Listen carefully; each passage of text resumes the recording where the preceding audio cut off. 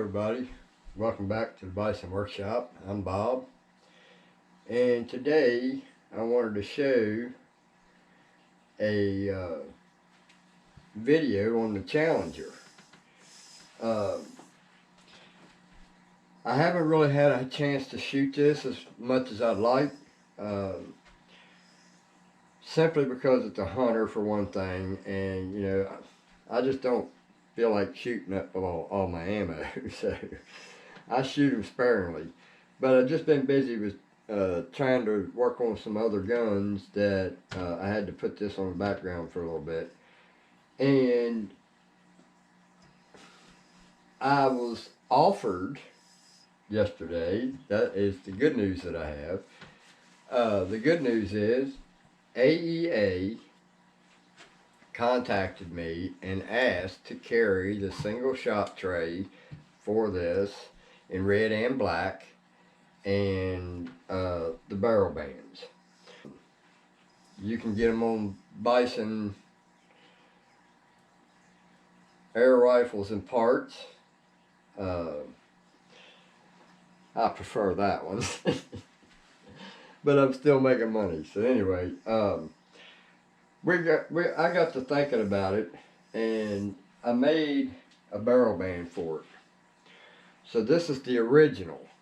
And what these do is they slip on, press fit.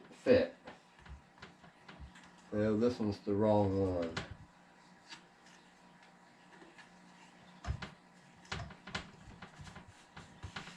Yeah, it was a little tight, but it slides on. You want them to be somewhat tight, but not so tight you can't get it on.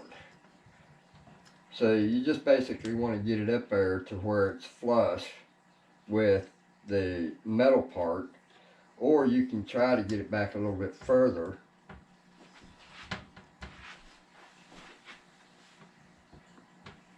to where it shows the band, the metal part. So kind of gives it like a trim. I'll show you what I mean. So you could put it to where it's square with this edge and hide it, or you can pull it back and show that as a trim. So that looks pretty decent, and it's not interfering with anything. So then I decided, well, I'll tell you the process behind this barrel band. I have to 3D print them, and it doesn't stop there. Then I have to take a piece of sandpaper and sand inside of this until it fits perfectly. And then you ask, well, why didn't you 3D print the hole a little bit bigger? Well, because if you did, one more size, it's too big. So you don't want this to be loose on there. You want it to fit snug where you have to work to get it on there so that it don't move. So rather than doing that, all that sanding, I made it for the one without the shroud. We'll show you that one. Just unscrew your shroud.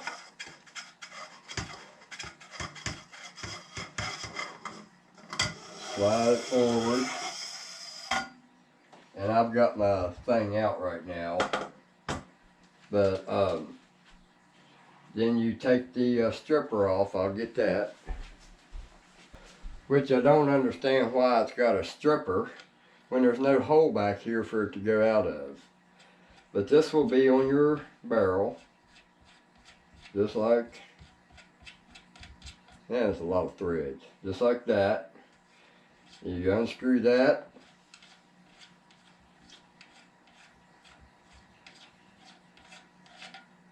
and then you put your other one on it. These here give me a fit when I'm sanding them. Now sometimes you find one that fits better one way than it does the other way. But these here like to go on harder. But it's the same process. I think this is one I haven't finished trimming yet. But anyway, you get the idea. It's exactly the same as this, except it's got the smaller hole. So this one gets to be a little bit of a fit to get in there and sand it. So I decided to make them so that they would just slide on. Now these are the prototype, and they probably are not going to slide on right, because I may have to go in and make the holes just a little hair bigger. But this time we want them to slide on loosely, because now we have enough meat in between this area right here that we can put a set screw. And I've got these set screws set so that it hits the tank and the barrel at the exact same time on each side of the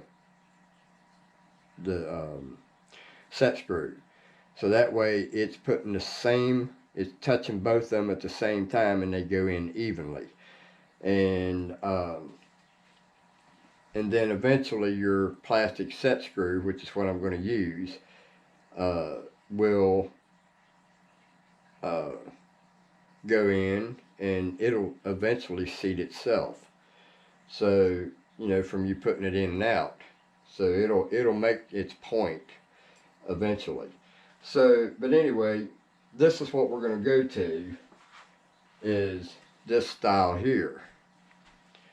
Now this one, I have the set screws going down through, because we want the screws to be evenly on the tank. And this will be a pretty decent fit. So this one, I don't know, we're gonna have to do some fine tuning on that hole to get it so that it squeezes on there right off of the printer. See, right now I can't even get it to go on one way. Oh, I know why that is. Because you have a layer on the bottom here, where this is the bottom when it's laying on the printer, and it prints a little bead there at first. So this hole here is bigger or smaller than this hole. So I just take a file on there and file that off, and that should slide right up on there. So let's see how far it'll slide on there now. That's about it. So that might work if I can get a piece of sandpaper or a pen or something like that, or a rod. You know, I can sand that out, and those will work. So that's going to be the redesigned barrel bands. I'm just working the bugs out right now. So, and you can paint these, you can put them on either way, one way or the other. One way fits better than the other, I find, because just the nature of the beast. Alright, then we've thought, well, we're going to take it a step further than that. Alright, so we're still going to use, I'm taking my shroud off. I'm not going to use my shroud. So what I'm going to do is I'm going to print out 4 of these.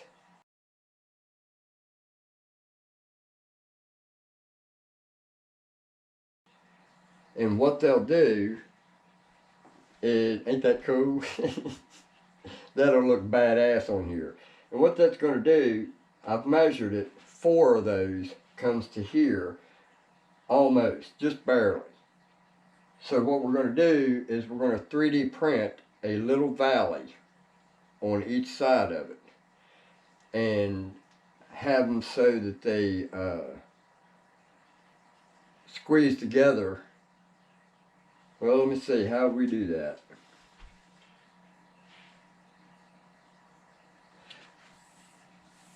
Now the way that's going to work is it'll cover all this in here, and transition the size of this barrel to the size of the tank, and come to a point. Alright, once we slide all 4 pieces on there, we just slide them in between the barrel and the tank, and hope it's a nice fit. And we'll slide them all the way down, then we'll put our next one on it, and we'll put our next one on it, and then we'll put our next one on it. And I made those with the circle, half circle on both ends, so that when they go together, you have less of the crack showing to show that crack. And who knows, maybe we can take one of those, or take those and cut out a white piece of plastic, or something like this right here. Take something like that, but that might be a bit too much, and have one of those in between each one of them. But that might create a rattle. Getting too many pieces, too many problems. So we're just gonna slide those 4 on there, and then we're gonna put our new barrel band on it, and that will come up to here. So this part of the barrel is going to be sticking out. That's not a problem for me.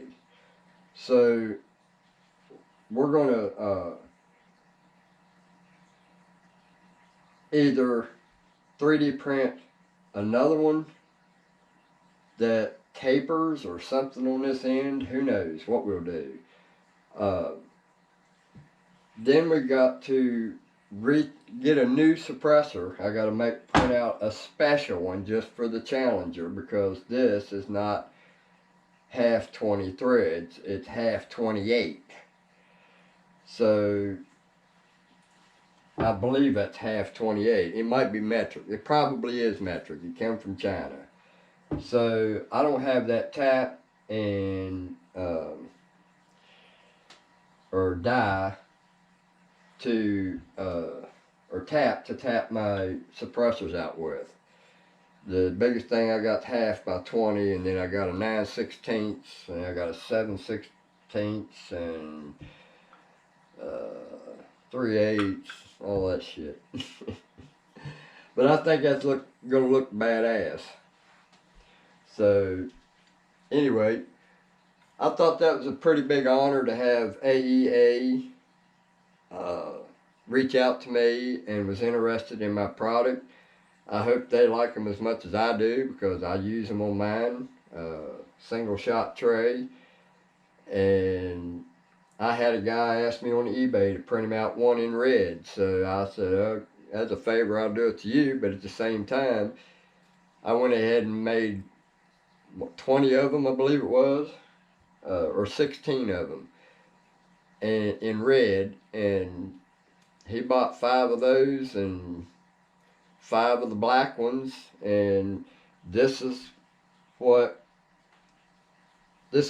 he didn't get the barrel bands, because I want to make sure these are right before they're ready to go on for sale, because Lord knows we don't want no happenings. And everybody knows what I'm talking about. But there's the new barrel bands. So right now I'm just working the bugs out of them, and I have to make these holes just a little bit bigger so that they slide on there. But first we're just going to file the inside of it. And wouldn't you know, my round file's not out here. So here's what I got to do to these things when I'm doing it, and I'm trying to get away from this happening, because I'm getting tired of shaving these things. So I just put them up on there until they won't go no further, and if they stop, that means this is the side that was laying on the bed of the printer. So I just take and file that little ridge off of it.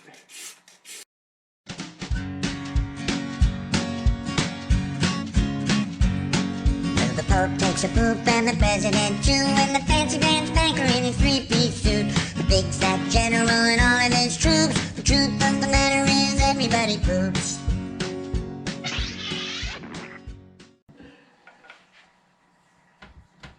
Alright, so there we have it. It's a nice press fit, but we want to try to get it a little bit better than that. And I think it looks good already. And the beauty part about it is, this part here that I'm making, that I'm going to 3D print, that I just showed you a picture, and I'll show you that again right here.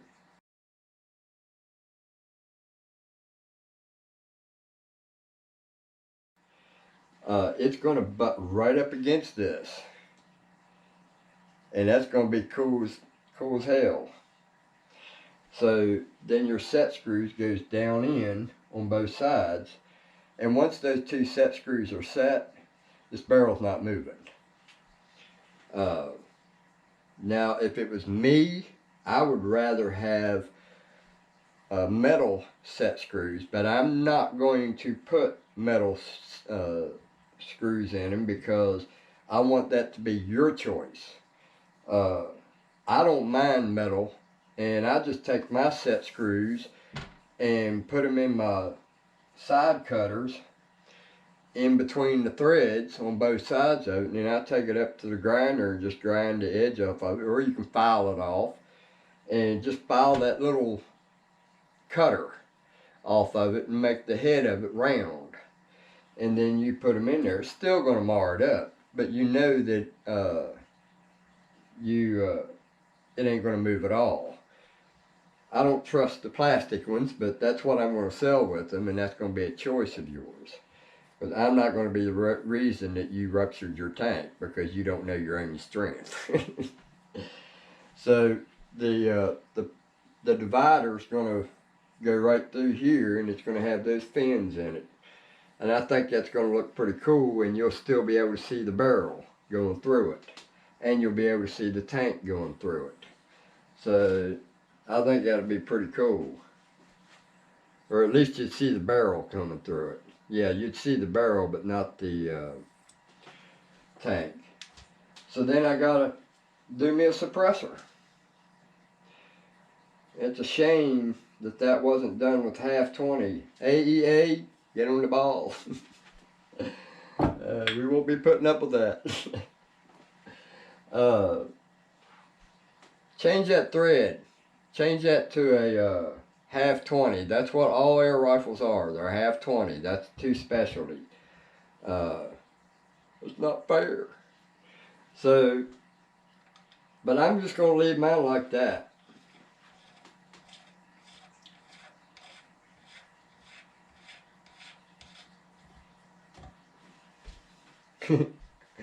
I can make endless stuff for this one.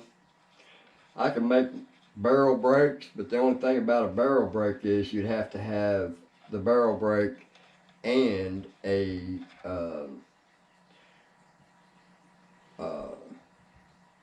jam nut. The reason being that you would have to have a jam nut for a barrel brake like you'd see on a sniper rifle, where it's flat on the tops and the bottoms and it's round on the sides and it's got these fins in them. You know, I can make stuff like that to put on it, and you want your flat spot to be parallel with the gun, or across from the gun. So you want the top and the bottom to be flat so that the fins are coming out the sides. And you'd have to adjust that and turn it in after you put your jam nut on and get it where you want it, and then put your jam nut against it and be done with it. But they need 1/2 inch by 20 threads. I don't know what threads this is. If AEA can tell me what threads that is, that'd be great. And then we've got to do the shooting review. And like I said, I'm overwhelmed right now with work. Trying to get all my lawnmowers that decided to quit all at the same time. And major problems. So one needs a fuel pump and transmission flush. No power, no fuel. So I got 2 things wrong with that Cub. And then I've got the Statesman that I rebuilt the carburetor in it, and last week I put gas in it. Come out the other day to try to start it. Motor wouldn't turn, even by hand. Well, that told me something's causing it to lock up. all the fuel, and I didn't even notice that until after I seen what was in the motor. All the fuel that was in that gas tank was in the motor. And I didn't know it because there was no leaks on the ground. So if there's no leaks on the ground, you don't go investigating. So it all went in the motor and stayed in the motor. So it equalized. So as it rose in the motor, it lowered in the tank. So I rebuilt that carburetor and cleaned up the flywheel and coil and spark plug and blowed all the gas out of it, drained it all out, and I hadn't started it yet. So it should have been fine. It would have just washed the inside of it. Hell, you do that when you're cleaning it up. So there shouldn't have been any danger of wiping any rings or anything like that. So I went ahead and put it back together, and it started up, and it started fine. It smoked a little bit at first and spit and spluttered, and then finally caught up. So I shut it off. I thought, well, let me readjust something else. So I readjust something else, and I think I had to bolt something up for or vibrated off and fell on the floor or something like that. I couldn't remember what it was. But anyway, went to start up again, and I had the breather and the filter off of it, and oil poured like a river out of the PVC or PCV valve or PVC valve or whatever it is, PCV crankcase ventilation valve, which is that block on the back behind the carburetor. And it was pouring up through that tube, into the breather, in the valley that was there that kept the filter separated, right in that valley, right back down in the carburetor. And it actually ran that way. And it was just pouring down through there. But anyway, I got off sidetracked here. Anyway, so there you have my starting of a new look for the AEA 357 Challenger. And I want to get this thing right. Right now I have to keep taking it apart to test fit all the pieces that I sell. That's what I need to get away from. I want to keep my gun the way it is. I don't want to keep changing it. So I want to make these so that I don't need the gun to test it because I know it's going to be right. So I have to keep taking this one apart, and I'm done with that. So, yep, I'm not going to be using my shroud, and no, I'm not selling it. It'll lean right there until I'm ready to use it for a new look. Who knows, we might come up with a new look. So for now, that's going to act as a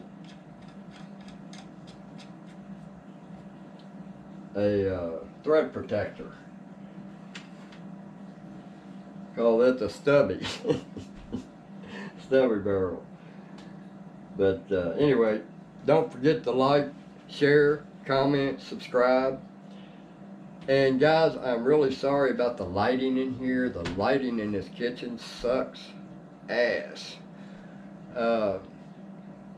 It needs fluorescent bulbs in here, and I've got LEDs, but I need them great old big fluorescent ones, or an LED tube type deal, like I put out in the shop. That's what I need in my kitchen.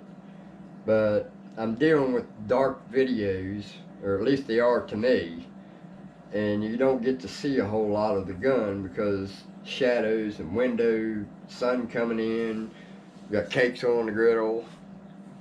Ain't nothing but a funny, funny riddle. Thank God I'm a country boy. Everybody know that one? Anyway, later.